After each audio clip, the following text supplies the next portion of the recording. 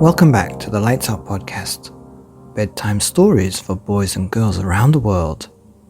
Good evening, boys and girls. Are you ready for bed? Are you all snuggled up and ready for another Lights Out bedtime story?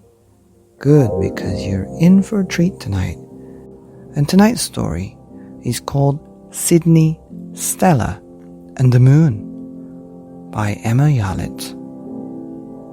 Once upon a time, Sydney and Stella did everything together, feeding the quacks. Stella had a lot of fun with Sydney, and Sydney had a lot of fun with Stella. But there was one thing that Sydney and Stella did not do together. I wonder what that could be. Oh yes, Sydney and Stella did not share.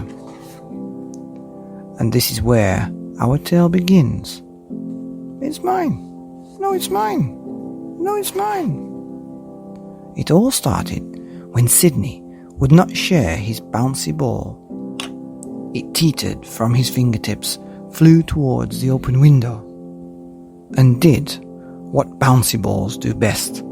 It bounced higher and higher and higher until it was so high it could touch the moon.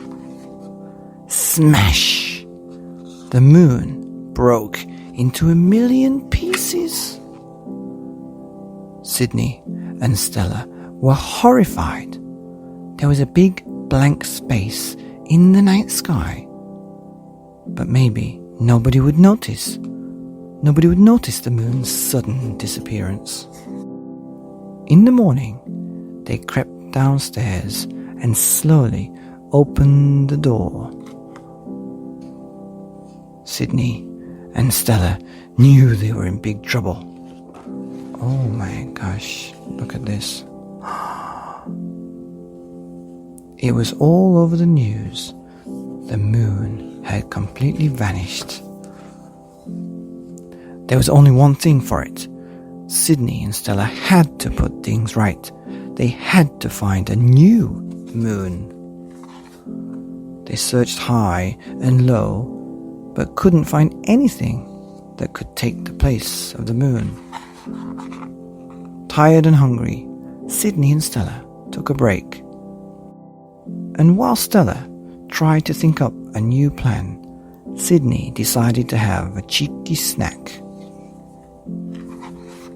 And guess what he found? Glowing cheese in the fridge. A new moon, slightly nibbled. And Stella had just the thing to ping the new moon back up into the sky. But then Sydney and Stella came across an old problem. I wonder what that could be. Oh yes, Sydney and Stella did not share. Sydney and Stella took the new moon and their skipping rope, and they rushed outside together. They set up the catapults, pulled back the cheese, and then bing! The moon sat snugly in the night sky once more. The end.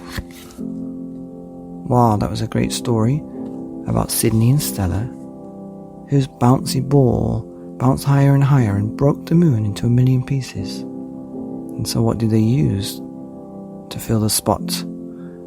They used glowing cheese, and they had to do it together by sharing. What a great book.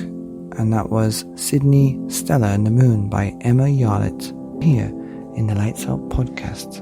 Bedtime stories for boys and girls for when it's dark.